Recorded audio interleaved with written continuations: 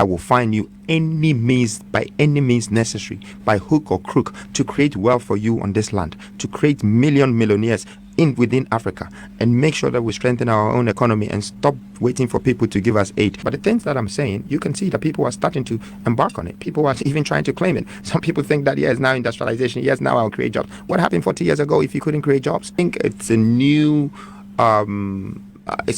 era of political chronicles that is changing, and you can see it's happening in Senegal, in Burkina. Hello, welcome fam. So I see you from every part of the world, from the US, from the UK, from Spain, from Germany, South Africa, Nigeria. I can't mention it all, but all I want to say is thank you all so much for your support and for pushing our channel to a larger audience like we've always wished for. Today is an inspiring interview of Nana Kwame Bediako on his great and ambitious plan for Ghana to transform Ghana. Let's listen, and then we'll have more discussions after the video. Thank you. No, freedom is what Africans have been lacking for the past 5 decades. They claim we have independence. Well, that independence is a contractual independence with our colonial masters. But you could see that we are still not relieved from our economic crisis. I came to give you that economic freedom. A decision of going into leadership, and it's not politics. I don't call it politics. I'm not a politician. So the politicians shouldn't think that they have a competition. They should just pay attention to this young man. What I'm going to do is to help society, to help nations, and I don't mind whether I'm there with them or not there with them. But the things that I'm saying, you can see that people are starting to embark on it. People are even trying to claim it. Some people think that, yes, now industrialization, yes, now I'll create jobs. What happened 40 years ago if you couldn't create jobs? For 33 million people, you've had 40 years, you couldn't. So please, people should step aside. And if we have ideas and we have great mentality, we have great strategies, let us add it to whatever that exists, and we can correct the mistakes in the past and make a better future for tomorrow. I am bringing that. Like I said in some of my speeches recently, that Ghana and the youth and the people of this country should trust me. I am your new IMF. I will make sure you don't go back to them to beg again. I will find you any means, by any means necessary, by hook or crook, to create wealth for you on this land, to create millionaires within Africa, and make sure that we strengthen our own economy and stop waiting for people to give us aid. Make sure that we create our own shirts, our own suits in large quantities, in industrial quantities, and stop all of this waiting for people to come and do it for us. This is something that I don't understand, that why should we think like that? So we didn't have that freedom. I brought it. Brand. You speak very well. Thank you. Yeah, you do. I know you manage your businesses. You have a lot of businesses. Now, you intend managing the whole country, like Ghana, which you're supposed to know almost every problem of every individual, especially those you are calling for to vote for you. For instance, a lot of people have said they are not going to vote because they feel like, it's just a waste of time. I think it's a new era of political chronicles that is changing, and you can see it's happening in Senegal, in Burkina, in all of these places. And when you look at some of the countries like Cameroon, how can you have a president that is sick in 80 something and lives in France, but he controls a whole country in Africa? Such things should be stopped. The human is very important. To have 20-30 million people in a country is a lot of people. There's a question I've been yearning to ask you, and I kept telling my team that, once Nana Kwame Bediako sits in front of me, that will be the first question I will ask. Unfortunately, I've defeated that purpose. However, it's never late. Just as I was asking that you're about managing the whole country, it involves governance, politics. First of all, what is governance? Well, for me, governance is not just political responsibility. Governance is managing your world with rules, regulations that falls under judiciary systems, under legislation, under constitution, and then making sure that you are responsible and accountable for whatever resources that is put into your hands. That's governance. However, if you relate it to political governance, then you are responsible for the state resources. You're responsible for human development, national development, and social development. Now, you are responsible for doing these things, but you're not supposed to say that you, the government, I am going to do business to do it.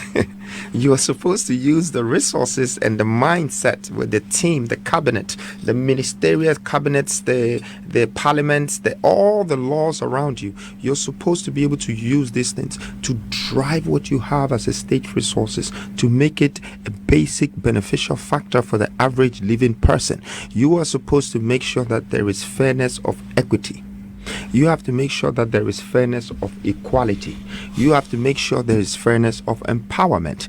These are the three things behind the new force. These are our core principles: equity, equality, and empowerment. And if a government thinks with these three things, we are going to have a competitive government just like the European government or Asian or American government. But I think there is a huge gap in the governance of African countries. So we seem to be dependent on foreign political influence from people to decide, because we can't decide on our own. That's because our governance is not relative to their governance. Their governance has become successful. They have governed their people very well. They have created a passport that goes to 200 countries, free visa. They have created all welfare for people who are sick. Taxes money are going into national development and is supporting the country, the sick, the hospitals, everything. And then they have industrial support and they have reserves of minerals that they have extracted from other countries. So these are the things that you need as a country to protect yourself, to have the gadgets of industrializing your people. That's the way you can develop their mindsets. That's the way you can develop their strength, their courage, and uplift them, because they become an average person. They become a middle income living person, and people don't like to lose that opportunity. When I know that I can get $3,000 every month as a policeman, which is 30,000 or 40,000 Ghana, and it can pay for my house mortgage, it can pay for my cars, I can pay for my children's school fees, I don't want to lose that. If anybody comes in front of me and tries to give me bribe, I will refuse it, because if the bribe stops me from getting this revenue, my whole life ends. But if you take all this value from me and strip me off, hey, even if you give me pure water for bribe, I would take it, because I think one of my children might need water. You see, so I think we Africans have taken value from our people, and it's one of the reasons why I came as the new force, as the new unifier for the youth and women of this country. Because if I'm able to give the value back to them, I am going to have the biggest army in the history of Africa's population. And Africa has the biggest young population, which I believe is also the biggest labor force yet to be tapped into. How do I take this very serious? Because I'm a businessman, I'm a visionary, and I can see that is a lot of wealth once I'm able to tap into that. Right, I see. Here you are on Hits FM. Hits is a youthful captive portal. Hit me. and so the focus is on show business mostly. I hardly hear you talk about show business.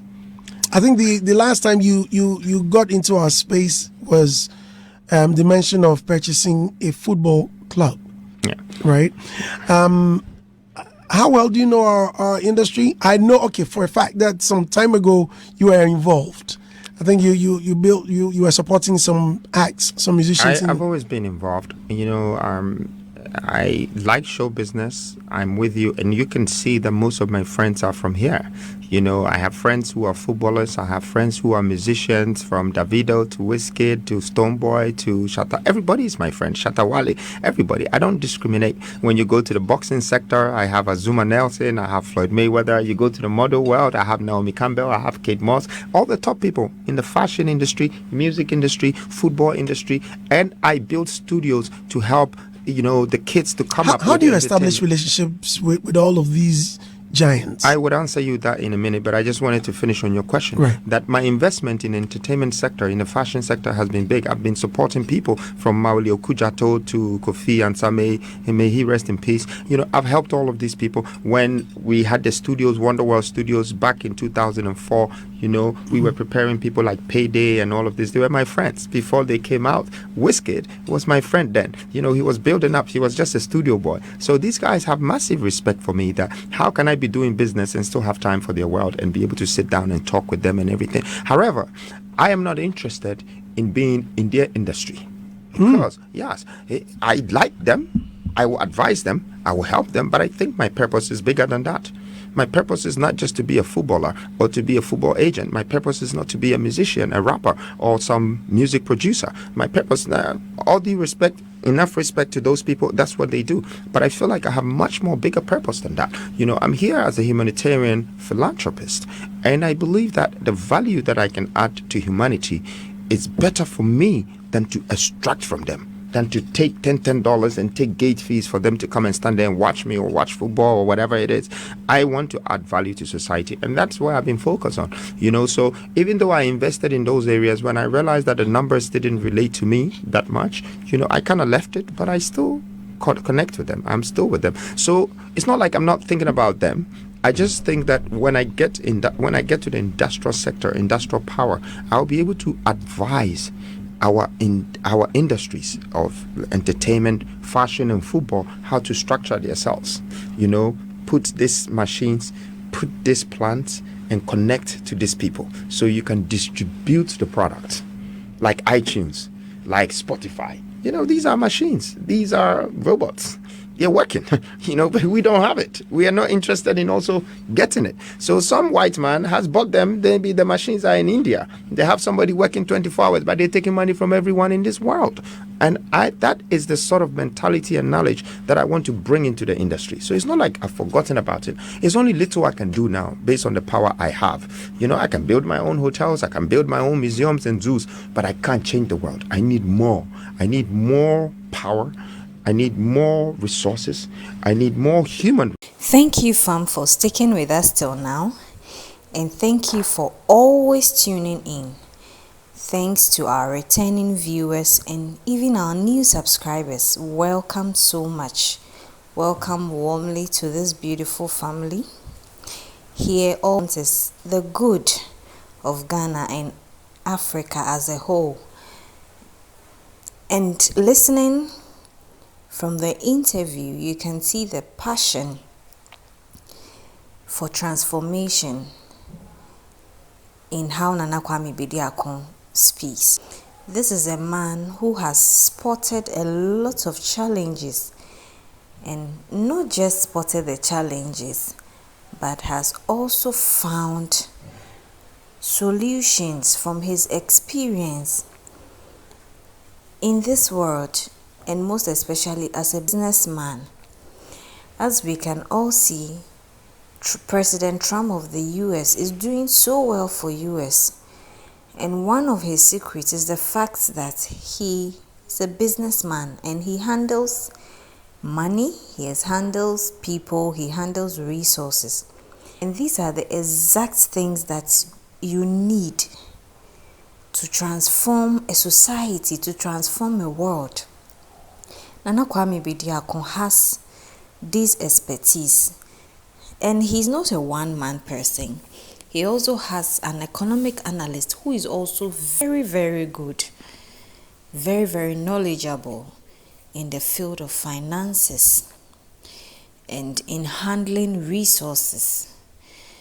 And so we hope that if this is the first time you are hearing him speak, you buy into his vision and ideas, and you support him in the coming years if he shows up again as a presidential candidate.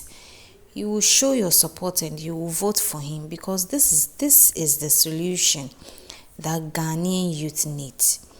He's honest, he's frank, he's genuine.